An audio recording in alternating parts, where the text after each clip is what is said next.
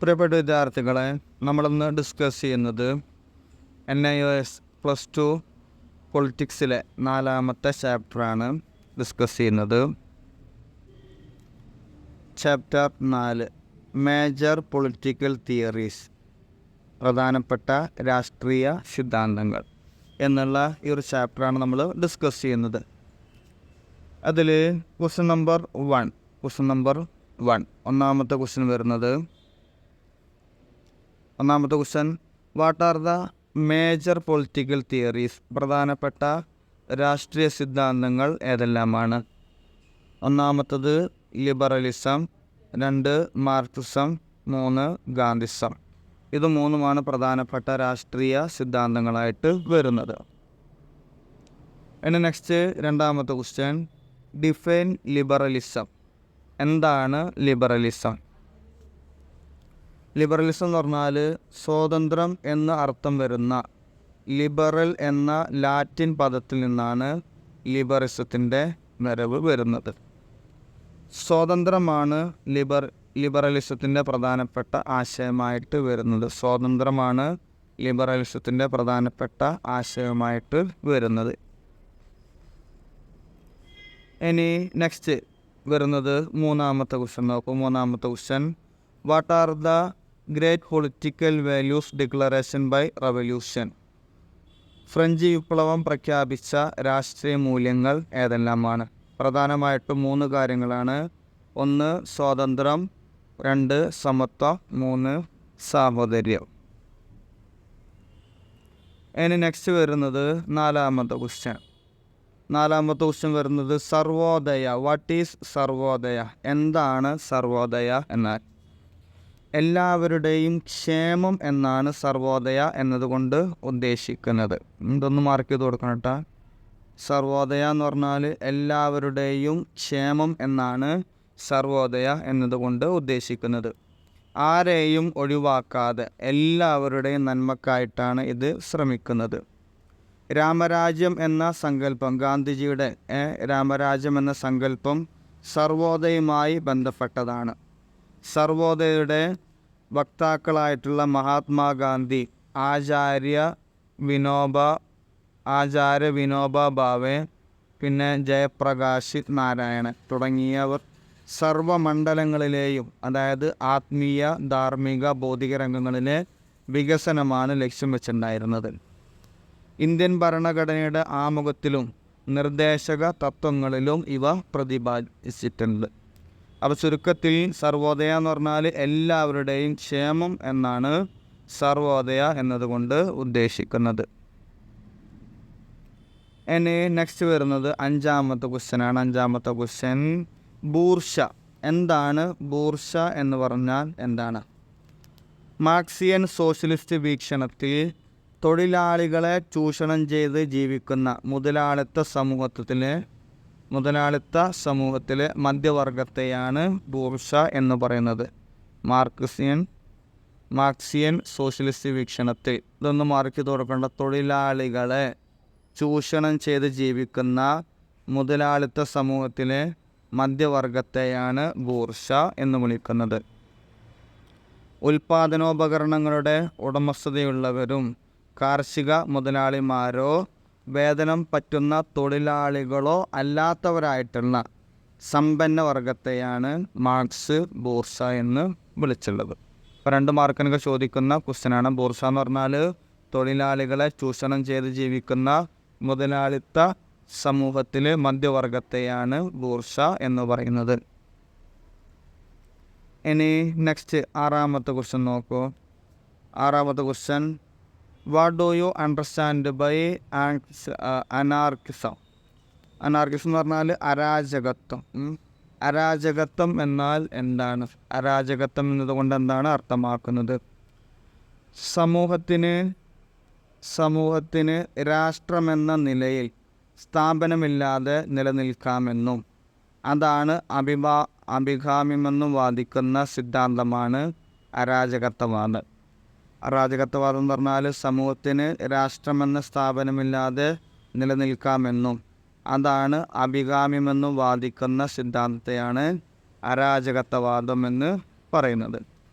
രാഷ്ട്രത്തെ ഒരു തിന്മയായി കാണുന്ന ചിന്താഗതിയുടെ മുഖ്യ പ്രചാരകർ വില്യം ഗോഡ്സെ 1756 മുതൽ 1836 കാലഘട്ടങ്ങളിലാണ് വില്യം ഗോഡ്സൺ ഉണ്ടായിരുന്നത്. അതുപോലെ ജോസഫ് പ്രോത്തോൺ, പിന്നെ മൈക്കിൾ ബുക്കാനിൻ, പീറ്റർ ക്രോംടോക്കിൻ തുടങ്ങിയവരായിരുന്നു ഈ അരാജകത്വ രാഷ്ട്രത്തെ ഒരു തിന്മയായി കാണുന്ന ചിന്താഗതിയുമായിട്ട് മുന്നോട്ട് വന്നിരുന്ന ആളുകൾ. ഇനി നെക്സ്റ്റ് 7ാമത്തെ ക്വസ്റ്റ്യൻ നോക്കൂ. ലിബറലിസത്തിൻ്റെ ന്യൂനതകൾ എന്തെല്ലാമായിരുന്നു? വീക്ക്നെസ്. ലിബറലിസത്തിൻ്റെ ന്യൂനതകൾ എന്തെല്ലാമായിരുന്നു? സാമൂഹിക നന്മയുടെ യാതൊരു അംശവും ലിബറലിസത്തിൽ കാണുവാൻ സാധിക്കുകയില്ല. സാമൂഹിക നന്മയുടെ യാതൊരു അംശവും ലിബറലിസത്തിൽ കാണുവാൻ സാധിക്കുകയില്ല.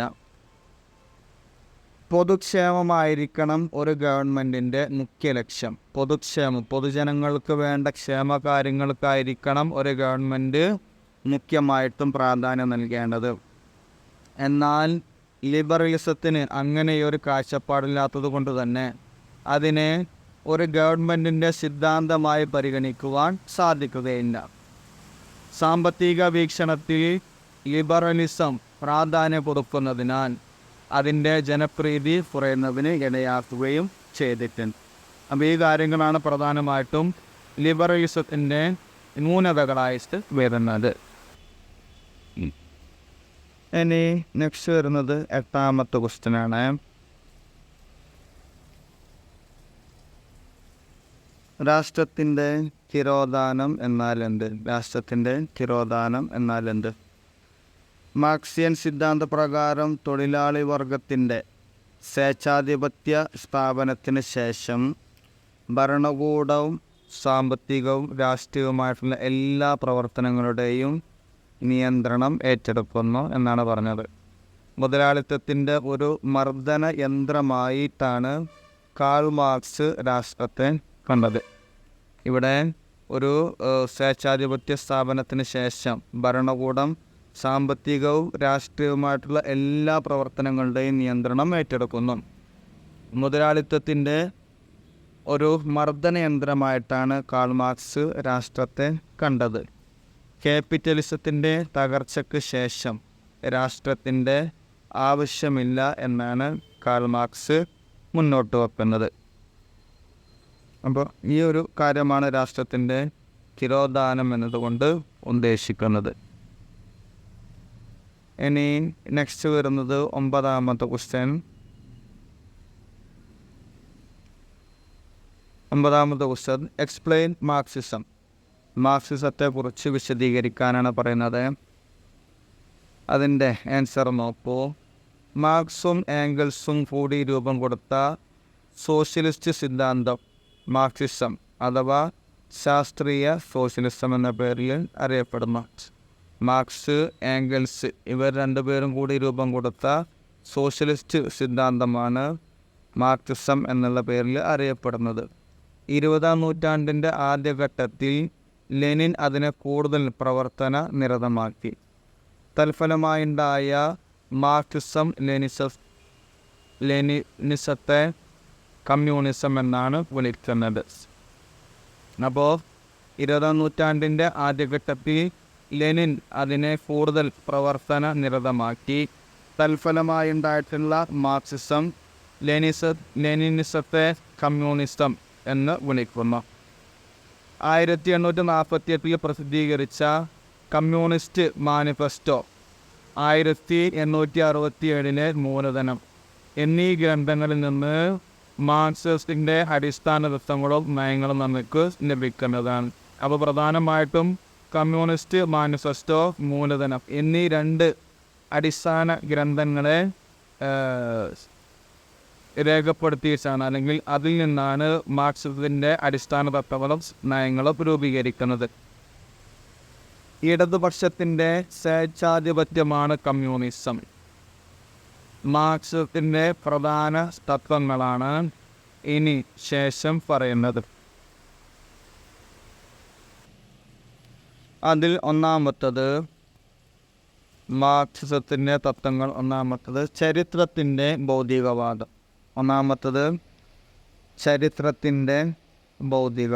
ചരിത്രത്തിൻ്റെ ഭൗതികവാദം. കാൾ മാർക്സിൻ്റെ വീക്ഷണത്തിൽ എല്ലാ ചരിത്ര സംഭവങ്ങളും വ്യത്യസ്ത സംഘങ്ങളോ വർഗങ്ങളോ തമ്മിലുള്ള സമരത്തിൻ്റെ പരിണിത ഫലമാണ്. ഇവിടെ ഏതൊരു സംഭവങ്ങൾ ഉണ്ടാകുകയാണെങ്കിലും ഏത് ഒരു കാര്യം ഉണ്ടാവുകയാണെങ്കിലും അത് വ്യത്യസ്ത സംഘങ്ങളോ വർഗങ്ങളോ തമ്മിലുള്ള സമരത്തിൻ്റെ പരിണിത ഫലമായിട്ടാണ് അത് ഉണ്ടാകുന്നത്. ചരിത്രഗതിയെ നിയന്ത്രിക്കുന്നത് പ്രധാനമായും സാമ്പത്തിക ഘടകങ്ങളാണ്. ചരിത്രഗതിയെ നിയന്ത്രിക്കുന്നത് പ്രധാനമായിട്ടും സാമ്പത്തിക ഘടകങ്ങളാണ്. ഏതെങ്കിലും സമയത്ത് നിലനിൽക്കുന്ന ഉൽപാദന രീതിയാണ് സാമൂഹ്യ ഘടനയുടെ സ്വഭാവം നിർണ്ണയിക്കുന്നത്. ചരിത്രത്തിൽ സാമ്പത്തികമായ ഒരു വ്യാഖ്യാനമാണ് മാർക്സിസത്തിൻ്റെ അഥവാ കമ്മ്യൂണിസത്തിൻ്റെ മൂലക്കല്ലായിട്ട് വരുന്നത്. അപ്പോൾ എപ്പോഴും ചരിത്രത്തിൽ സാമ്പത്തികമായിട്ടുള്ള ഒരു വ്യാഖ്യാനം അത് എപ്പോഴും മാർക്സിസത്തിൽ ഉണ്ട്. അതാണ് ഇതിൻ്റെ മൂലക്കല്ല്, ഏറ്റവും പ്രധാനപ്പെട്ട ഒരു ഭാഗമായിട്ട് വരുന്നത്. ഒന്നാമത്തെ കാര്യം ചരിത്രത്തിൻ്റെ ഭൗതികവാദമാണ്. ഇനി നെക്സ്റ്റ് വരുന്നത് വൈരുദ്ധ്യാധിഷ്ഠിത ഭൗതികവാദം. രണ്ടാമത്തത് വൈരുദ്ധ്യാധിഷ്ഠിത ഭൗതികവാദമാണ് വരുന്നത്. ഇവിടെ എല്ലാ വസ്തുക്കളും ചലനങ്ങളും പരസ്പര വിരുദ്ധ ഘടകങ്ങളുടെയോ പ്രവണതകളുടെയോ സംഘട്ടനത്തിൽ നിന്നാണ് ഉണ്ടാവുന്നത് എന്നാണ് ഇതിൻ്റെ ആകത്തുക. അതായത് എല്ലാ വസ്തുക്കളും ചലനങ്ങളും പരസ്പര വിരുദ്ധ ഘടകങ്ങളുടെയോ പ്രവണതകളുടെയോ സംഘട്ടനത്തിൽ നിന്നാണ് ഉണ്ടാവുന്നത്. ജർമ്മൻ ചിന്തകനായിട്ടുള്ള ഹേഗലിൽ നിന്നുമാണ് മാർക്സ് ഈ ആശയം സ്വീകരിച്ചത്. ഹേഗലിൻ്റെ അഭിപ്രായത്തിൽ പ്രപഞ്ചവും മനുഷ്യ സമൂഹവും മാറ്റത്തിന് വിജയമാണ്. ഹേഗലിൻ്റെ അഭിപ്രായത്തിൽ പ്രപഞ്ചവും മനുഷ്യ സമൂഹവും മാറ്റത്തിന് വിധേയമാണ്. അപ്പോൾ ഏത് സമയത്തും പ്രപഞ്ചത്തിന് മാറ്റങ്ങൾ സംഭവിക്കുന്നുണ്ട്, മനുഷ്യനും മാറ്റങ്ങൾ സംഭവിക്കുന്നുണ്ട്. ഈ സംഭവിക്കുന്നത് എങ്ങനെയാണ്? വിരുദ്ധ ശക്തികളുടെ പരസ്പര പ്രവർത്തനങ്ങളിലൂടെയാണ് പരിവർത്തനം സംഭവിക്കുന്നത്. വിരുദ്ധ ശക്തികളുടെ പരസ്പര പ്രവർത്തനങ്ങളിലൂടെയാണ് ഈ ഒരു പരിവർത്തനം സംഭവിക്കുന്നത്. വൈരുദ്ധ്യാത്മികത എല്ലായ്പ്പോഴും നടന്നുകൊണ്ടേയിരിക്കുന്നതും സദാ തുടർന്നുകൊണ്ടിരിക്കുന്നതുമായ ഒരു പ്രക്രിയയാണ്. അപ്പോൾ എപ്പോഴും ഈ ഒരു വൈരുദ്ധ്യാത്മികത എന്ന് പറയുന്ന ആ ഒരു സംഭവം അത് സമൂഹത്തിലാണെങ്കിലും മനുഷ്യനിലാണെങ്കിലും പ്രപഞ്ചത്തിലാണെങ്കിലും എപ്പോഴും അത് നടന്നുകൊണ്ടിരിക്കുന്ന ഒരു പ്രക്രിയയാണ്. അത് വികസനത്തിൻ്റെ ദിശയിലേക്ക് നീങ്ങിക്കൊണ്ടിരിക്കുന്നതും അവസാനിക്കുന്നതുമാണ്. വികസനത്തിൻ്റെ ദിശയിലേക്ക് നീങ്ങിക്കൊണ്ടിരിക്കുന്നതും അത് അവസാനിക്കാത്തതുമാണ്. എല്ലാ വസ്തുക്കളുടെയും ആശയങ്ങളുടെയും പിന്നിലെ വൈരുദ്ധ്യാത്മികമാകയാൽ കണ്ടെത്താൻ കഴിയുന്നതാണ്. അപ്പോൾ എല്ലാ വസ്തുക്കളുടെയും പിന്നിലെ പ്രേരണ വൈരുദ്ധ്യാത്മികമായതിനാൽ അവ നമുക്ക് എന്ത് ചെയ്യാൻ പറ്റും? അത് കണ്ടെത്തുവാനും സാധിക്കുന്നതാണ്. ഈ വൈരുദ്ധ്യാത്മക പ്രക്രിയയിലെ പ്രേരക ശക്തി തികച്ചും ഒരു ഭൗതികമായിട്ടാണ് വരുന്നത്. അപ്പോൾ ഒരു ഭൗതിക വസ്തുവായിരിക്കും ഈ വൈരുദ്ധ്യാത്മക പ്രക്രിയയിലെ പ്രേരക ശക്തിയായിട്ട് പ്രവർത്തിക്കുന്നത്. രണ്ടാമത്തത് വൈരുദ്ധ്യാത്മിക ഭൗതികവാദമാണ് രണ്ടാമത്തത് വരുന്നത്. ഇനി നെക്സ്റ്റ് വരുന്നത് മൂന്നാമത്തത് വരുന്നത് വർഗസമരമാണ് മൂന്നാമത്തത് വരുന്നത്. ഇവിടെ സ്വകാര്യ സ്വത്തിൻ്റെ ആരംഭം മുതൽ സമൂഹം രണ്ട് വിരുദ്ധ ശക്തികളായി വിഭജിക്കപ്പെട്ടിട്ടുണ്ട്. എല്ലാ കാലത്തും സമൂഹം രണ്ട് വിഭാഗമായിട്ടാണ് ഉണ്ടായിട്ടുള്ളത്. അപ്പോൾ ആദ്യ കാലഘട്ടങ്ങളിൽ ചൂഷിത വിഭാഗമായിരുന്നു. ചൂഷകരായിട്ടുള്ള ആളുകൾ പിന്നെ ചൂഷിക്കപ്പെടുന്ന വിഭാഗമായിട്ട് രണ്ട് വേർതിരിവിൽ ഉണ്ടായിരുന്നു. ആദ്യഘട്ടത്തിൽ പിന്നെ അടിമകളും യജമാനന്മാരും, മറ്റൊരു ഘട്ടത്തിൽ അടിമകളും യജമാനന്മാരും എന്നുള്ള രണ്ട് സംഘടന ഉണ്ടായിരുന്നു. മധ്യയുഗത്തിൽ അത് അടിയാന്മാരും ഫ്യൂഡൽ പ്രഭുക്കന്മാരും തമ്മിലായിരുന്നു. ഫ്യൂഡൽ പ്രഭുക്കന്മാരെന്ന് പറഞ്ഞാൽ ഭൂമി കൈവശം വച്ച പ്രഭുക്കന്മാരെയാണ് ഫ്യൂഡൽ പ്രഭുക്കന്മാർ എന്ന് പറയുന്നത്. അവരുടെ ഭൂമിയിൽ കൂലിവേല ചെയ്യുന്ന ആളുകളെയാണ് അടിയാന്മാർ എന്ന് പറയുന്നത്. അപ്പോൾ അടിയാന്മാർ ഫ്യൂഡൽ പ്രഭുക്കന്മാർ തമ്മിലായിരുന്നു. ആധുനിക യുഗത്തിലാവട്ടെ മുതലാളി വർഗവും തൊഴിലാളി വർഗവും, ഇപ്പോൾ ഈ ഒരു കാലഘട്ടത്തിലുള്ളതാണ് മുതലാളി വർഗവും തൊഴിലാളി വർഗവും. ഇങ്ങനെ എല്ലാ കാലഘട്ടങ്ങളിലും രണ്ട് വിഭാഗമായിട്ട് സമൂഹത്തിന് വേർതിരിക്കപ്പെട്ടിരുന്നു. ഇതുവരെയുള്ള എല്ലാ സമൂഹങ്ങളുടെയും ചരിത്രം വർഗസമരങ്ങളുടെ ചരിത്രമാണ്. ഓരോ തവണയും ഈ സമരങ്ങൾ അവസാനിക്കുന്നത് സമൂഹത്തിൻ്റെ പുനർനിർമ്മിതിയിലോ വിരുദ്ധ ശക്തികളുടെ നാശത്തിലോ ആയിരിക്കും. അപ്പോൾ എല്ലാ കാലഘട്ടങ്ങളിലും ഇത്തരത്തിലുള്ള രണ്ട് വിഭാഗങ്ങൾ തമ്മിലുള്ള സമരങ്ങൾ ഉണ്ടായിട്ടുണ്ട്. ഈ സമരങ്ങളെല്ലാം അവസാനിക്കുന്നത് ഒന്നെങ്കിൽ സമൂഹത്തിൻ്റെ പുനർനിർമ്മാണത്തിലായിരിക്കും അവസാനിക്കുക, അല്ലെങ്കിൽ ഈ വിരുദ്ധ ശക്തികളുടെ നാശത്തിലാണ് അവസാനിക്കുക പതിവുണ്ടായിരുന്നത്. ആധുനിക സമൂഹത്തിൽ മുതലാളി വർഗം തൊഴിലാളി വർഗത്തെ ചൂഷണത്തിന് മുതിരുന്നത്. ഇപ്പോൾ ആധുനിക കാലഘട്ടങ്ങളിൽ മുതലാളിത്ത വർഗം ഈ തൊഴിലാളി വർഗത്തെ ചൂഷണം ചെയ്യുകയാണ്. തൽഫലമായി തൊഴിലാളികളുടെ അവസ്ഥ കൂടുതൽ ദുരിതപൂർണമായി തീരുന്നു.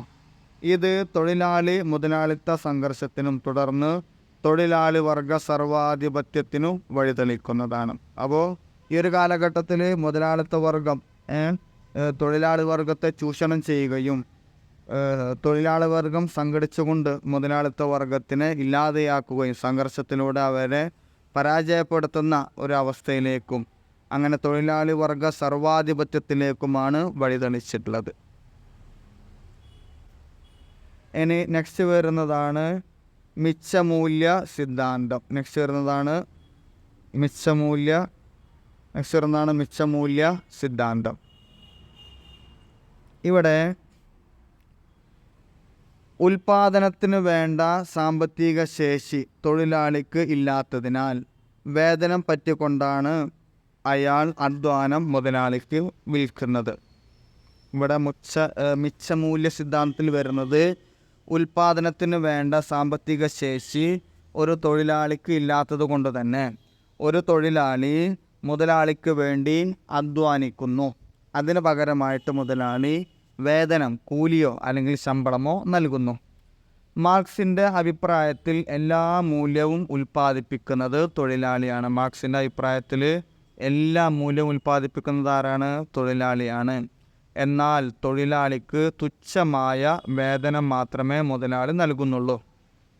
അതായത് ഒരു വസ്തുവിൻ്റെ മൂല്യം അത് ഉൽപ്പാദിപ്പിക്കുവാൻ എടുത്ത സമയത്തെ അടിസ്ഥാനപ്പെടുത്തിയിട്ടാണ് കണക്കാക്കുന്നത്. ഒരു വസ്തുവിൻ്റെ മൂല്യം കണക്കാക്കുന്നത് ആ വസ്തു ഉൽപ്പാദിപ്പിക്കുവാൻ എടുത്ത സമയത്തെ അടിസ്ഥാനപ്പെടുത്തിയിട്ടാണ് ആ വസ്തുവിൻ്റെ മൂല്യം കണക്കാക്കുന്നത്. എന്നാൽ 12 മണിക്കൂർ ജോലി ചെയ്യുന്ന ഒരു തൊഴിലാളിക്ക് 8 മണിക്കൂർ സമയത്തെ വേതനം, കൂലി മാത്രം നൽകിക്കൊണ്ട് മുതലാളി ചൂഷണത്തിലൂടെ കൂടുതൽ സമ്പന്നരാകുന്നു. അപ്പോൾ ഓരോ തൊഴിലാളി വർഗം 12 മണിക്കൂർ ജോലി എടുത്തു കഴിഞ്ഞാൽ അവർക്ക് 8 മണിക്കൂർ നേരത്തെ ശമ്പളം മാത്രം അവർക്ക് നൽകുന്നുള്ളൂ.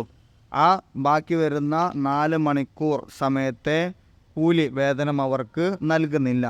ഇവിടെ തൊഴിലാളിക്ക് യഥാർത്ഥത്തിൽ കിട്ടേണ്ട മൂല്യവും മുതലാളിയിൽ നിന്ന് കിട്ടിയ വേതനവും തമ്മിലുള്ള അന്തരമാണ് മിച്ചമൂല്യം എന്നതുകൊണ്ട് ഉദ്ദേശിക്കുന്നത്. അതായത് 12 മണിക്കൂർ ജോലിയെടുത്ത വ്യക്തിക്ക് 8 മണിക്കൂറിൻ്റെ കൂലിയെ ലഭിച്ചിട്ടുള്ളൂ. ഇനി 4 മണിക്കൂറിൻ്റെ കൂലി വേതനം കൂടെ ലഭിക്കാനുണ്ട്. അപ്പം ഇങ്ങനെ ഈ തൊഴിലാളിക്ക് യഥാർത്ഥത്തിൽ കിട്ടേണ്ട വേതനം തമ്മിലുള്ള മൂല്യവും വേതനം തമ്മിലുള്ള അന്തരത്തെയാണ് മിച്ചമൂല്യം എന്നതുകൊണ്ട് ഉദ്ദേശിക്കുന്നത്. അപ്പോൾ 4-മത്തത് മിച്ചമൂല്യ സിദ്ധാന്തം. ഇനി നെക്സ്റ്റ് വരുന്നത് 5-മത്തത് രാഷ്ട്രത്തിൻ്റെ അധപ്പതനം. 5-മത്തത് രാഷ്ട്രത്തിൻ്റെ അധപ്പതനം. തൊഴിലാളി വർഗത്തിൻ്റെ സ്ഥാപനത്തിന് ശേഷം ഭരണകൂടം സാമ്പത്തികവും രാഷ്ട്രീയവുമായിട്ടുള്ള എല്ലാ പ്രവർത്തനങ്ങളുടെയും നിയന്ത്രണം ഏറ്റെടുക്കുന്നു. മുതലാളിത്തത്തിൻ്റെ ഒരു മർദ്ദന യന്ത്രമായിട്ടാണ് മാർക്സ് രാഷ്ട്രത്തെ കണ്ടത്. മുതലാളിത്തത്തിൻ്റെ ഒരു മർദ്ദന യന്ത്രമായിട്ടാണ് മാർക്സ് രാഷ്ട്രത്തെ കണ്ടത്. ക്യാപിറ്റലിസത്തിൻ്റെ തകർച്ചയ്ക്ക് ശേഷം രാഷ്ട്രമെന്ന ചൂഷണ ഉപാധിയുടെ ആവശ്യമില്ല എന്ന് കമ്മ്യൂണിസം പറയുന്നുണ്ട്. അപ്പോൾ കമ്മ്യൂണിസം വന്നു കഴിഞ്ഞാൽ പിന്നീട് രാഷ്ട്രത്തിൻ്റെ യാതൊരു ആവശ്യവും ഇല്ല എന്നാണ് മാർക്സിസം മുന്നോട്ട് വെക്കുന്നത്. ഇനി നെക്സ്റ്റ് വരുന്നത് ആറാമത്തത് മതം മനുഷ്യനെ മയക്കുന്ന കറുപ്പ്. മതം മനുഷ്യനെ മയക്കുന്ന കറുപ്പ്. മാർക്സിസം മതത്തിന് യാതൊരു പ്രാധാന്യവും നൽകുന്നില്ല. മറിച്ച് മുതലാളിത്തത്തെ വളർത്തുവാനാണ് മതം ശ്രമിക്കുന്നത് എന്നാണ് മാർക്സിൻ്റെ വാദം വരുന്നത്. മതം ഒരു മയക്കുമരുന്നാണെന്നാണ് ലെനിൻ പറഞ്ഞിട്ടുള്ളത്. മതം ഒരു ചൂഷണോപാധിയാണ് എന്ന് മാർക്സിസം വിശ്വസിക്കുന്നു. മതം ചൂഷണോപാധിയാണ്. അതെങ്ങനെ? ദരിദ്രരെ ദരിദ്രരായി തന്നെ നിലനിർത്തുവാനും ഭരണവർഗത്തെ സഹായിക്കുവാനുമാണ് മതങ്ങൾ എല്ലാ കാലത്തും ശ്രമിച്ചിട്ടുള്ളത്. ദരിദ്രരെ ദരിദ്രരായി തന്നെ നിലനിർത്തുവാനും ഭരണവർഗത്തെ സഹായിക്കുവാനുമാണ് മതങ്ങൾ എല്ലാ കാലത്തും ശ്രമിച്ചിട്ടുള്ളത്. മതം സമ്പന്നൻ്റെ വിശിഷ്ട ഉപകരണവും പാവപ്പെട്ടവൻ്റെ കടിഞ്ഞാണുമായിരുന്നു. മതം സമ്പന്നൻ്റെ വിശിഷ്ട ഉപകരണമാണ്. അപ്പോൾ ഈ സമ്പന്നരായിട്ടുള്ള ആളുകൾക്ക് എപ്പോഴും സഹായമാണ് മതം കൊണ്ട് ലഭിച്ചിട്ടുള്ളത്. അതേസമയം പാവപ്പെട്ട ആളുകൾക്ക് എന്നും ഒരു അടിമകളായിട്ട് തന്നെ നിലനിൽക്കേണ്ട സാഹചര്യമാണ് പലപ്പോഴും ഉണ്ടായിട്ടുള്ളത്. മതം ഒരു കൊടും വഞ്ചനയായിട്ടാണ് മാർക്സിസം കണക്കാക്കുന്നത്.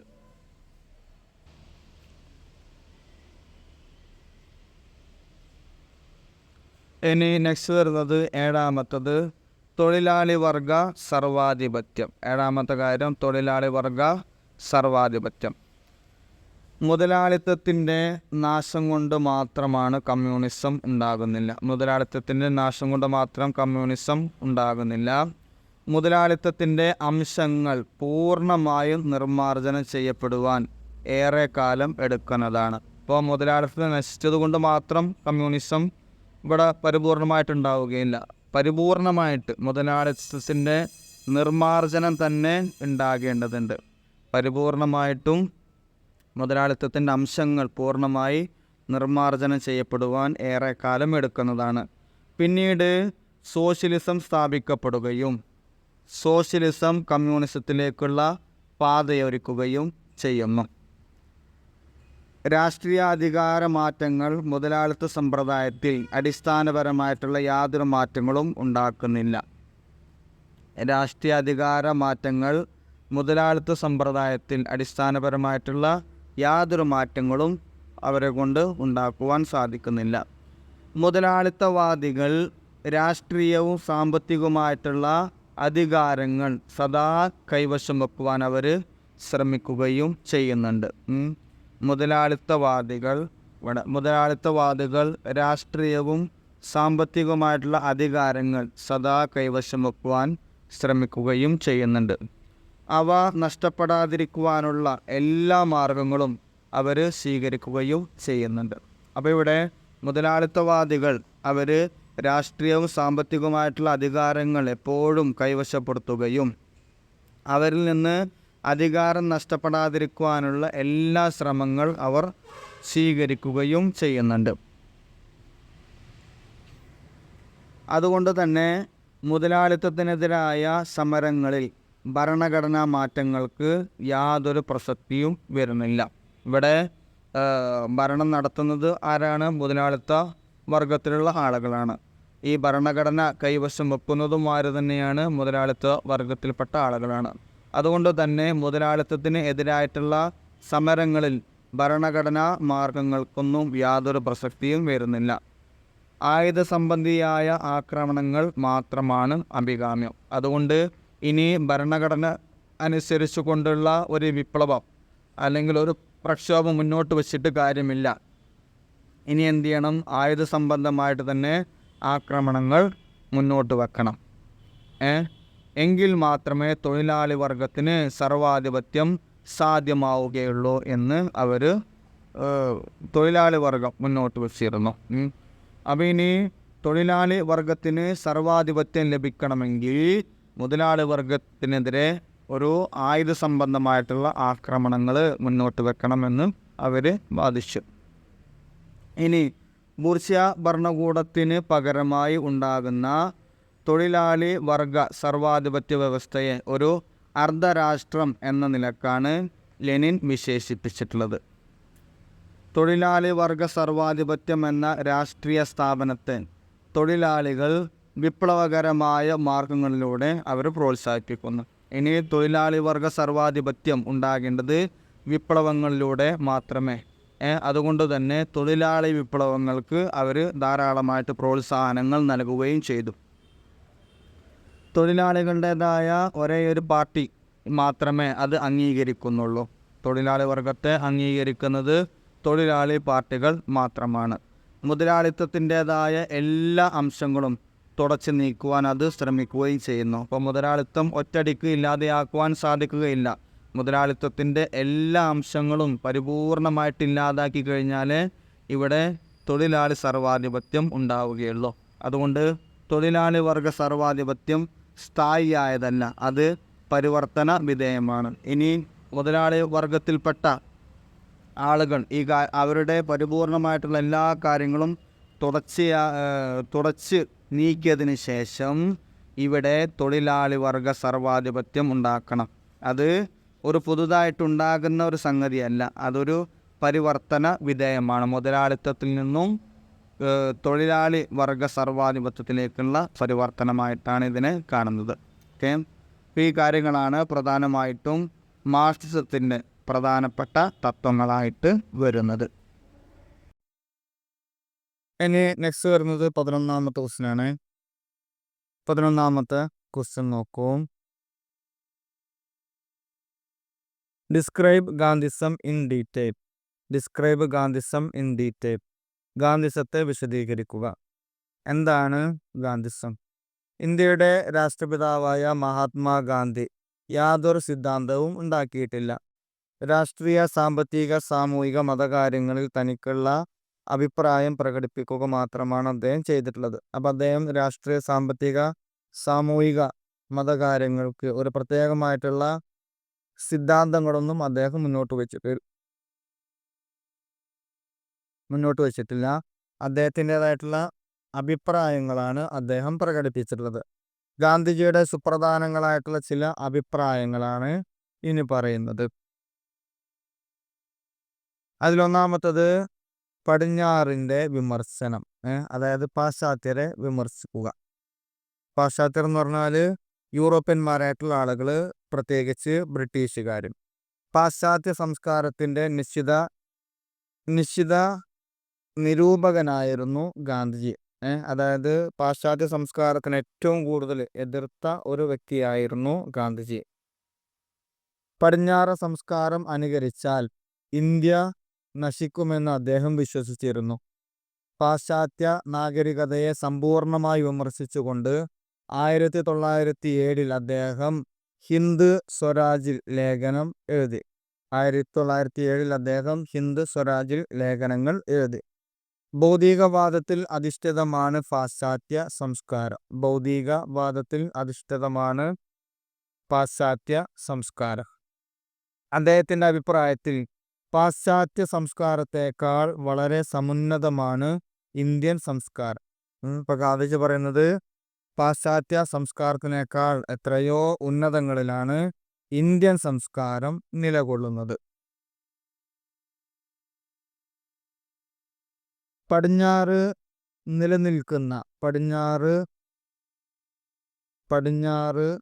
നിലവിലിരുന്ന രാഷ്ട്രീയ ജനാധിപത്യം അദ്ദേഹത്തിന് ഇഷ്ടപ്പെട്ടിരുന്നില്ല. അപ്പോൾ പാശ്ചാത്യരുടെ രാഷ്ട്രീയ ജനാധിപത്യം അദ്ദേഹത്തിന് തീരെ ഇഷ്ടപ്പെട്ടിരുന്നില്ല. ബ്രിട്ടീഷ് പാർലമെന്റിന്റെ ഭരണരീതിയെ തിന്മ എന്നാണ് അദ്ദേഹം വിളിച്ചിരുന്നത്. ബ്രിട്ടീഷ് പാർലമെന്റ് ഭരണരീതിയെ അദ്ദേഹം തിന്മ എന്നാണ് വിളിച്ചിരുന്നത്. ജനാധിപത്യത്തിൽ ബലവാന് കിട്ടുന്ന അതേ അവസരങ്ങൾ ദുർബലനും കിട്ടണമെന്ന് അദ്ദേഹം ആവശ്യപ്പെട്ടു. അപ്പോൾ ജനാധിപത്യത്തിൽ എല്ലാവരും തുല്യരാണ്. ശക്തിയുള്ള ആളുകളും ബലഹീനന്മാരായിട്ടുള്ള ആളുകളും രണ്ടുപേരും തുല്യരാണ്. രണ്ടുപേർക്കും ഒരേപോലെ കാര്യങ്ങൾ കിട്ടണമെന്ന് അദ്ദേഹം ആവശ്യപ്പെട്ടു. കക്ഷി ഭരണരീതിയായി മാറിയ ജനാധിപത്യം അദ്ദേഹത്തിന് ഇഷ്ടപ്പെട്ടിരുന്നില്ല. അത്തരം സമ്പ്രദായത്തിൻ്റെ അനന്തരഫലങ്ങളെക്കുറിച്ച് ചിന്തിക്കാതെ എല്ലാ കക്ഷികളും വിലപേശുന്നു. പടിഞ്ഞാറിൻ്റെ വ്യാവസായിക സംസ്കാരത്തോട് ഒട്ടും പൊരുത്തപ്പെടാനായില്ല ഗാന്ധിജിക്ക്. കാരണം അത് അടിസ്ഥാനമാക്കിയിരുന്നത് തൊഴിലാളികളുടെ ചൂഷണത്തിനാണ്. അപ്പോൾ ഈ തൊഴിലാളികളുടെ ചൂഷണത്തിനെ അടിസ്ഥാനപ്പെടുത്തിക്കൊണ്ട് പ്രവർത്തിക്കുന്നത് കൊണ്ട് തന്നെ ഗാന്ധിജിക്ക് പാശ്ചാത്യരുടെ സംസ്കാരത്തോട് ഒരിക്കലും യോജിക്കുവാൻ സാധിക്കുമായിരുന്നില്ല. കായിക അധ്വാനത്തിലും കൈത്തൊഴിലാളിത്തത്തിലുമായിരുന്നു അദ്ദേഹത്തിന് കൂടുതൽ വിശ്വാസം ഉണ്ടായിരുന്നത്. കായിക അധ്വാനം, അതുപോലെ തന്നെ കൈത്തൊഴിലാളികൾ, ഇതിലാണ് കൂടുതലായിട്ടും ഗാന്ധിജി വിശ്വസിച്ചിരുന്നത്. അതിനുള്ള പ്രധാനപ്പെട്ട കാരണം ജനങ്ങളുടെ പട്ടിണിയും ദാരിദ്ര്യവും നീക്കുവാൻ കൈത്തൊഴിലുകൾക്കും കുടിൽ വ്യവസായങ്ങൾക്കും മാത്രമേ കഴിയുകയുള്ളൂ എന്ന് അദ്ദേഹം വിശ്വസിച്ചിരുന്നു. അപ്പോൾ ഇന്ത്യയിലെ പട്ടിണി മാറ്റുവാൻ സാധിക്കുന്നത് കൈത്തൊഴിലുകളിലൂടെയും അതുപോലെ കുടിൽ വ്യവസായങ്ങളിലൂടെയും മാത്രമേ സാധിക്കുകയുള്ളൂ എന്ന് ഗാന്ധിജി പൂർണ്ണമായി വിശ്വസിച്ചിരുന്നു. തൊഴിലില്ലായ്മ വർദ്ധിപ്പിക്കാത്തതും ഗ്രാമീണ ജീവിതത്തിൻ്റെ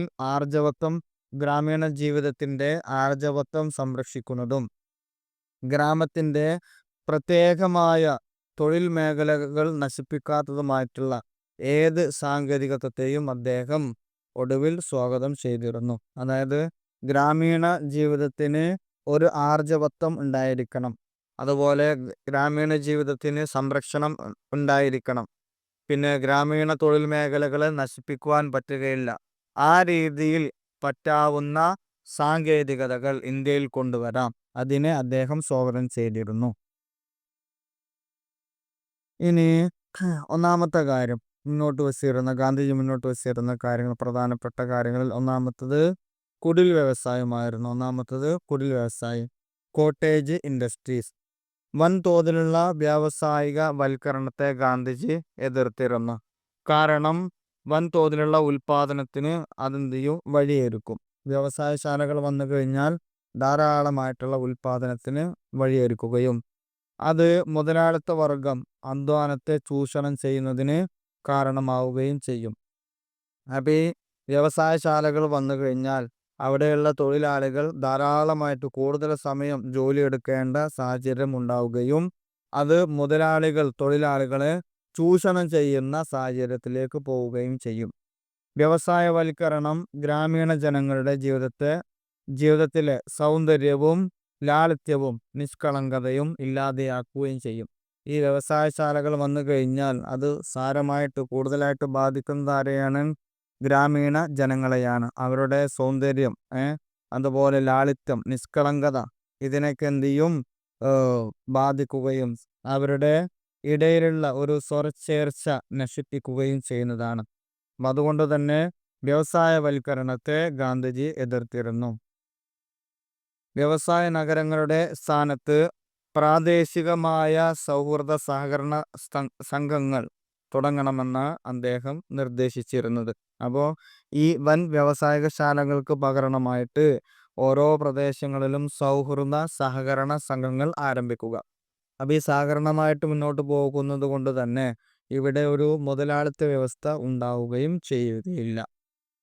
അപ്പോൾ ഒന്നാമത്തത് കുടിൽ വ്യവസായങ്ങളാണ് മുന്നോട്ട് വെച്ചിരുന്നത്. ഇനി രണ്ടാമത്തത് സ്വരാജ്. രണ്ടാമത്തെ ഗാന്ധിജി മുന്നോട്ട് വെച്ചിരുന്ന മറ്റൊരു കാര്യമാണ് സ്വരാജ് നേടുക. ആദർശവാദിയായ ഒരു ചിന്തകനായിരുന്നു ഗാന്ധിജി. സ്വരാജ്യം കൊണ്ട് ഗാന്ധിജി ഉദ്ദേശിച്ചത് സ്വപരിശ്രമങ്ങളിലൂടെ സ്ഥിതി മെച്ചപ്പെടുത്തുന്നതിനും ഇഷ്ടപ്രകാരം ഭാവി രൂപപ്പെടുത്തുന്നതിനും ജനങ്ങൾക്കുള്ള കഴിവിനെയാണ് സ്വരാജ് കൊണ്ട് അദ്ദേഹം ഉദ്ദേശിച്ചിരുന്നത്. സ്വയം പരിശ്രമമായിട്ട് സ്ഥിതി മെച്ചപ്പെടുത്തുവാൻ സാധിക്കണം. അതുപോലെ തന്നെ അവരുടെ ഇഷ്ടപ്രകാരം ഭാവിയെ രൂപപ്പെടുത്തുവാനും ഓരോ ജനങ്ങൾക്കും കഴിയണം. അതിനെയാണ് പ്രധാനമായിട്ടും സ്വരാജ് എന്നതുകൊണ്ട് ഗാന്ധിജി മുന്നോട്ട് വച്ചിരുന്നത്. ഗാന്ധിജിയുടെ അഭിപ്രായത്തിൽ സ്വാതന്ത്ര്യം സ്വയം ഒരു ലക്ഷ്യമല്ല, ലക്ഷ്യത്തിലേക്കുള്ള ഒരു മാർഗം മാത്രമായിട്ടാണ് സ്വാതന്ത്ര്യത്തെ ഗാന്ധിജി കണ്ടിരുന്നത്. ധനികൻ അനുവദിക്കുന്നത് പോലെയുള്ള ജീവിത സൗകര്യങ്ങൾ സ്വരാജ്യത്തിൽ ദരിദ്രർക്കും അനുവദിക്കാനാകുമെന്നും ആഹാരവും വസ്ത്രവുമില്ലാതെ ആരും ബുദ്ധിമുട്ടുകയില്ല എന്നും ഗാന്ധിജി പറയുന്നു. അപ്പോൾ ഈ സ്വരാജ് വന്നു കഴിഞ്ഞാൽ എല്ലാ ആളുകൾക്കും, അതായത് സമ്പന്നരായ ആളുകൾ ജീവിക്കുന്ന ഒരു അവസ്ഥയിൽ ദാരിദ്ര്യം ഇല്ലാത്ത രീതിയിൽ ഓരോ ആളുകൾക്കും ഇവിടെ ജീവിക്കുവാൻ സാധിക്കുമെന്നും എല്ലാ ആളുകൾക്കും ആഹാരവും വസ്ത്രവും ഇല്ലാതെ ബുദ്ധിമുട്ടേണ്ട സാഹചര്യം ജനങ്ങൾക്ക് ഉണ്ടാവുകയുമില്ല. ആ ഒരു കാര്യമാണ് സ്വരാജ് കൊണ്ട് ഗാന്ധിജി മുന്നോട്ട് വച്ചിരുന്ന ചിന്ത. ഇനി മൂന്നാമത്തെ കാര്യമാണ് ട്രസ്റ്റിഷിപ്പ്.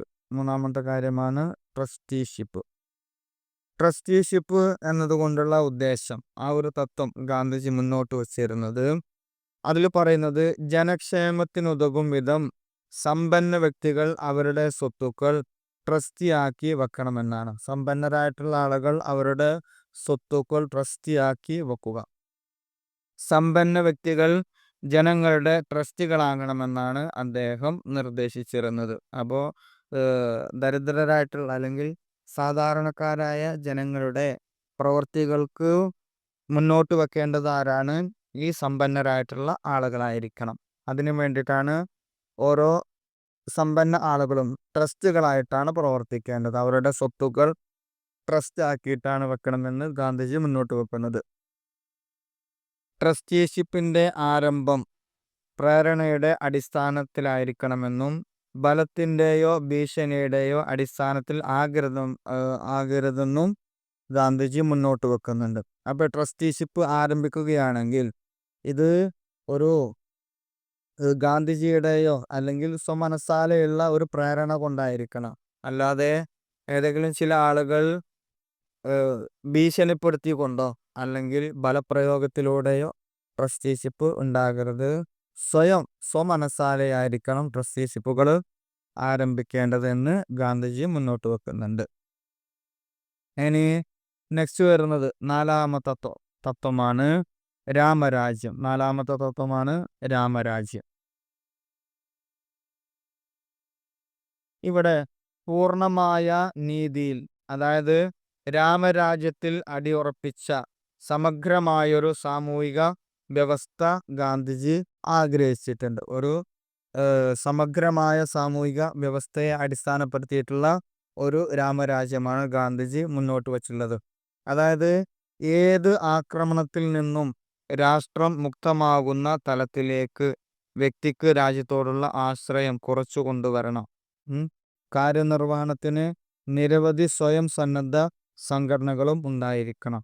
ഇതാണ് രാമരാജ്യം കൊണ്ട് അദ്ദേഹം മുന്നോട്ട് വച്ചിരുന്ന കാര്യങ്ങൾ. ഒന്നാമത്തത്, ഏത് ആക്രമണങ്ങളിൽ നിന്നും രാഷ്ട്രം മുക്തമാകുന്ന ഒരു രീതിയിലേക്ക് മാറണം.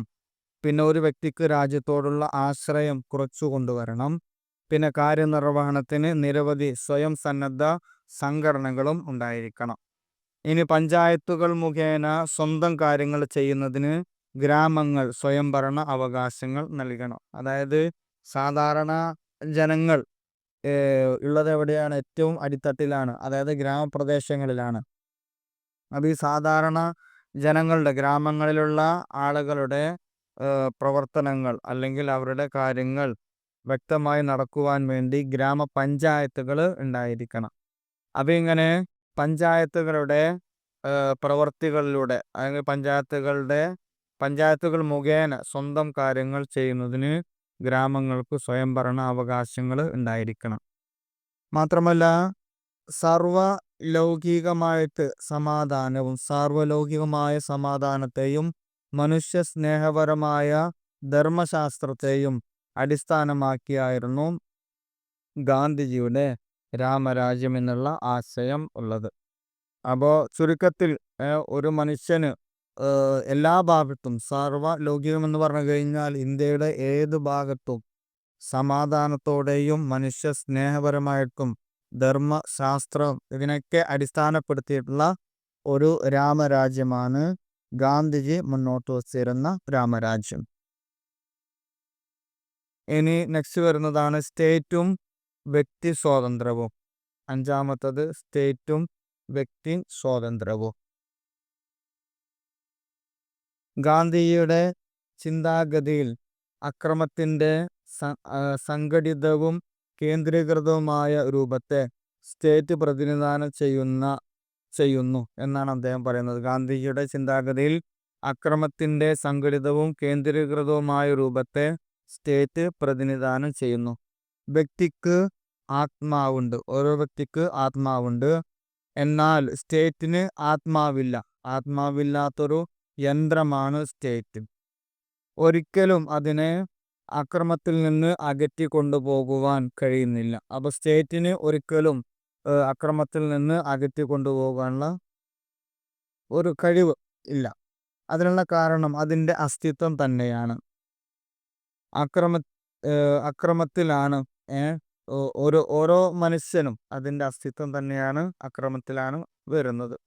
സ്റ്റേറ്റിന് കൂടുതൽ അധികാരം കിട്ടുന്നതിനെ ഭയാശങ്കകളോടെയാണ് അദ്ദേഹം വീക്ഷിച്ചിരുന്നത്. അപ്പോൾ ഗാന്ധിജി ഒരു സ്റ്റേറ്റിന് കൂടുതൽ അധികാരം കിട്ടുന്നതിനെ ഭയാശങ്കകളോടെയാണ് അദ്ദേഹം വീക്ഷിച്ചിരുന്നത്.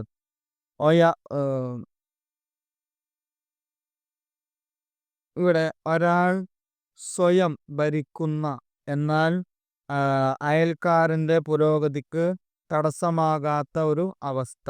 ഒരാൾ സ്വയം ഭരിക്കുകയും എന്നാൽ അയൽക്കാരൻ്റെ പുരോഗതിക്ക് തടസ്സമാകാത്ത ഒരു അവസ്ഥ, അങ്ങനെയാണ് ഒരു സ്റ്റേറ്റിന് അധികാരം ഉണ്ടായിരിക്കേണ്ടത്.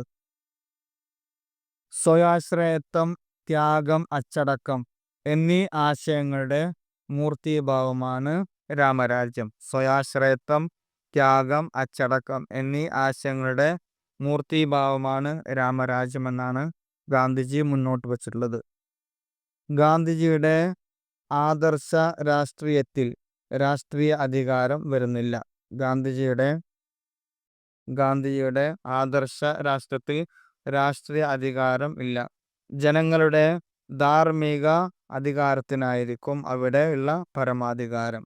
അതായത് സ്റ്റേറ്റിനേക്കാൾ കൂടുതലായിട്ട് ജനങ്ങളുടെ പരമാധികാരത്തിനാണ് ഗാന്ധിജി പ്രാധാന്യം നൽകിയിരുന്നത്. സ്റ്റേറ്റിൻ്റെയും അതിൻ്റെ ആക്രമ സന്നാഹങ്ങളുടെയും സ്ഥാനത്ത് സ്വാശ്രയത്വവും സന്നദ്ധ സഹകരണവും കടന്നു വരുന്നു. അപ്പോൾ ഇവിടെ ഗാന്ധിജിയുടെ തത്വപ്രകാരം ഒരു സ്റ്റേറ്റിൻ്റെ അക്രമ സന്നാഹങ്ങളുടെ സ്ഥാനത്ത് സ്വയ ആശ്രയത്വവും സന്നദ്ധ സഹകരണവുമാണ് കൂടുതലായിട്ട് മുന്നോട്ട് വരേണ്ടത്. അപ്പോൾ ഈ കാര്യങ്ങളാണ് ഗാന്ധിജിയുടെ ആശയങ്ങൾ, ഗാന്ധിത്വവുമായി ബന്ധപ്പെട്ടുള്ള തത്വങ്ങൾ പറഞ്ഞത്.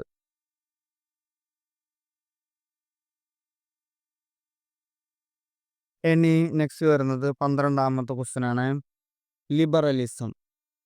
ഇനി ലിബറലിസത്തെ കുറിച്ചാണ് പറയുന്നത്. സ്വതന്ത്ര മനുഷ്യൻ എന്ന അർത്ഥമുള്ള ലിബറലിസ്റ്റ് എന്ന ലത്തീൻ പദത്തിൽ നിന്നാണ് ലിബറലിസം ഉണ്ടായിട്ടുള്ളത്. ഇവിടെ ലിബറലിസം കൊണ്ട് ഉദ്ദേശിക്കുന്നത് വ്യക്തിയുടെ ഏറ്റവും സ്വതന്ത്രമായ, ഏറ്റവും സമ്പൂർണമായ വികസനത്തെ അനുകൂലിക്കുന്ന ഒരു തത്വശാസ്ത്രമാണ് ലിബറലിസം. വ്യക്തിയുടെ ഏറ്റവും സ്വതന്ത്രമായ, ഏറ്റവും സമ്പൂർണമായ വികസനത്തെ അനുകൂലിക്കുന്ന ഒരു തത്വശാസ്ത്രമാണ് ലിബറലിസം. പഴയ സ്ഥാപനങ്ങളിൽ കടിച്ചു തൂങ്ങിക്കിടക്കുന്ന നിലവിലുള്ള സാമൂഹ്യ സാമ്പത്തിക ക്രമത്തിൽ മനുഷ്യ പുരോഗതിക്ക് ഇടങ്കോലിടുന്ന നിയമങ്ങളും ആചാരങ്ങളും വിശ്വാസങ്ങളും പരിഷ്കരണമൊന്നും അവർ ആഗ്രഹിക്കുന്നില്ല. അപ്പോൾ ഇവർക്ക് എന്ത് ചെയ്യണം? ഒരു സ്വാതന്ത്ര്യം ലഭിക്കണം. പക്ഷേ അവരുടെ ആചാരങ്ങൾ, വിശ്വാസങ്ങൾ, പിന്നെ നിയമങ്ങൾ, ഇതിലൊന്നും പുരോഗതിക്ക് തടസ്സങ്ങൾ ഉണ്ടാകുവാനും പാടില്ല. അപ്പം അത്തരത്തിൽ ലഭിക്കേണ്ട ഒരു സ്വാതന്ത്ര്യത്തെയാണ് ലിബറലിസം കൊണ്ട് ഉദ്ദേശിക്കുന്നത്. ഇനി നെക്സ്റ്റ് വരുന്നത് ലിബറലിസത്തിൻ്റെ പ്രധാനപ്പെട്ട സിദ്ധാന്തങ്ങളാണ് പറയുന്നത്. ലിബറൽ തത്വശാസ്ത്രത്തിന് ചില അടിസ്ഥാന തത്വങ്ങളും ആശയങ്ങളും വരുന്നുണ്ട്. അതിലൊന്നാമത്തത് വ്യക്തിയുടെ മാന്യത. ഇവിടെ ഓരോ വ്യക്തിക്കും അവൻ്റെ ചിന്താരീതി അനുസരിച്ച് സ്വന്തം ജീവിതം വികസിപ്പിക്കാനുള്ള അവകാശമുണ്ടെന്നാണ് ലിബറലിസ്റ്റുകൾ വിശ്വസിക്കുന്നത്. ഓരോ വ്യക്തിക്കും അവരുടെ സ്വന്തം ആശയം അനുസരിച്ച് ജീവിതം വികസിപ്പിക്കുവാനുള്ള അവകാശമുണ്ട് എന്നാണ് ലിബറലിസ്റ്റുകൾ വിശ്വസിക്കുന്നത്. അതനുസരിച്ച് കഴിവുകൾ വികസിപ്പിക്കുവാൻ സ്റ്റേറ്റാണ് അവന് അവസരം കൊടുക്കേണ്ടത്. അതായത് അവൻ ജീവിക്കുന്ന ഒരു രാജ്യം അവൻ്റെ ചിന്തകൾക്കനുസരിച്ച് ജീവിക്കുവാനുള്ള അവസരം കൊടുക്കേണ്ടത് ആ രാജ്യത്തിനാണ്, അതിൻ്റെ ഉത്തരവാദിത്തം എന്നാണ് ലിബറലിസ്റ്റുകൾ മുന്നോട്ട് വെക്കുന്നത്. ഇനി സ്റ്റേറ്റിൻ്റെ അമിതമായ ഇടപെടലുകൾ വ്യക്തി സ്വാതന്ത്ര്യത്തിന് മേലുള്ള കടന്നുകയറ്റത്തിന് തുല്യമാകുന്നതാണ്. അപ്പോൾ ഒരു വ്യക്തിയുടെ കാര്യത്തിൽ അമിതമായിട്ട് ഒരു സ്റ്റേറ്റിന് ഇടപെടുവാൻ സാധ്യമല്ല, അല്ലെങ്കിൽ ഇടപെടുവാൻ പാടില്ല. അങ്ങനെ ഇടപെട്ട് കഴിഞ്ഞാൽ ഒരു വ്യക്തി സ്വാതന്ത്ര്യത്തിന് മേലുള്ള കടന്നുകയറ്റമായിട്ടാണ് ലിബറലിസ്റ്റുകൾ ഇതിനെ കാണുന്നത്. ഇനി നെക്സ്റ്റ് വരുന്നത് രണ്ടാമത്തത്, സ്റ്റേറ്റ് അതിനാൽ തന്നെ ഒരു ലക്ഷ്യമല്ല. രണ്ടാമത്തെ തത്വമാണ് സ്റ്റേറ്റ് അതിനാൽ തന്നെ ഒരു ലക്ഷ്യമല്ല. ഇവിടെ ലിബറലിസ്റ്റുകളുടെ അഭിപ്രായത്തിൽ വ്യക്തിയാണ് ലക്ഷ്യം. അവർ ഒന്നാം സ്ഥാനം നൽകുന്നത് ഒരു വ്യക്തിക്കാണ്. സ്റ്റേറ്റ് വ്യക്തിക്ക് വേണ്ടിയാണ്. സ്റ്റേറ്റ് പ്രവർത്തിക്കേണ്ടതായിരിക്കാണ്, വ്യക്തിക്ക് വേണ്ടിയാണ് പ്രവർത്തിക്കേണ്ടത്. വ്യക്തി സ്റ്റേറ്റിന് വേണ്ടിയല്ല. അതായത് ഒന്നാം സ്ഥാനം നൽകുന്നത് വ്യക്തിക്കാണ്. വ്യക്തിയുടെ താഴെ മാത്രമേ സ്റ്റേറ്റ് വരുന്നുള്ളൂ. വ്യക്തിയുടെ ജീവൻ, സ്വാതന്ത്ര്യം, വസ്തുവകകൾ തുടങ്ങിയ സംബന്ധിച്ചുള്ള അവകാശങ്ങളിൽ വ്യാപകമായിട്ട് ഇടപെടുവാൻ ഒരു സ്റ്റേറ്റിനും അവകാശം വരുന്നില്ല. അപ്പോൾ ഒരു വ്യക്തിയുടെ ജീവനോ അല്ലെങ്കിൽ സ്വാതന്ത്ര്യമോ അദ്ദേഹത്തിൻ്റെ മറ്റു കാര്യങ്ങളുമായിട്ട് സംബന്ധിച്ചൊന്നും ഇടപെടുവാൻ ഒരു സ്റ്റേറ്റിനും അവകാശമില്ല എന്നാണ് ലിബറലിസ്റ്റുകൾ മുന്നോട്ട് വെക്കുന്ന വാദം. ഇനി മൂന്നാമത്തത്, സ്വാഭാവിക അവകാശങ്ങൾക്ക് പിന്തുണ. മനുഷ്യൻ്റെ സ്വാഭാവികമായ അവകാശങ്ങളെ ലിബറലിസ്റ്റുകൾ പിന്തുണക്കുന്നുണ്ട്. അവൻ്റെ ജീവനെയും സ്വത്തിനെയും സ്വാതന്ത്ര്യത്തെയും കുറിച്ചുള്ള അവകാശങ്ങൾ കവർന്നെടുക്കുവാൻ സ്റ്റേറ്റിന് അധികാരമില്ല. അപ്പോൾ ഒരു മനുഷ്യൻ്റെ സ്വാഭാവികമായിട്ടുള്ള അവകാശങ്ങൾക്ക് ലിബറലിസ്റ്റുകൾ പിന്തുണ നൽകുന്നുണ്ട്. ഇനി നെക്സ്റ്റ് വരുന്നത് നാലാമത്തെ കാര്യം, മനുഷ്യ സ്വാതന്ത്ര്യത്തിനും പിന്തുണ. നാലാമത്തത് മനുഷ്യ സ്വാതന്ത്ര്യത്തിനും പിന്തുണ. ഇവിടെ മനുഷ്യൻ അവന് എപ്പോഴും സ്വാതന്ത്ര്യം ഉണ്ടായിരിക്കണം. മനുഷ്യ സ്വാതന്ത്ര്യം സദാ പരിരക്ഷിക്കപ്പെടണമെന്നാണ് ലിബറലിസ്റ്റുകൾ വാദിക്കുന്നത്. സാമ്പത്തിക രാഷ്ട്രീയ മേഖലകളിൽ മാത്രമല്ല, ഭൗതിക മണ്ഡലത്തിലും ഈ സ്വാതന്ത്ര്യം വേണം. അപ്പോൾ സാമ്പത്തിക രാഷ്ട്രീയത്തിൽ മാത്രമല്ല, മനുഷ്യന് ഏതെല്ലാം മേഖലകളുണ്ടോ അവിടെ എല്ലാം മനുഷ്യന് ഫ്രീഡം, സ്വാതന്ത്ര്യം ഉണ്ടായിരിക്കണം. ഇനി നെക്സ്റ്റ് വരുന്നത് അഞ്ചാമത്തെ കാര്യം, ജനാധിപത്യത്തിനുള്ള പിന്തുണ.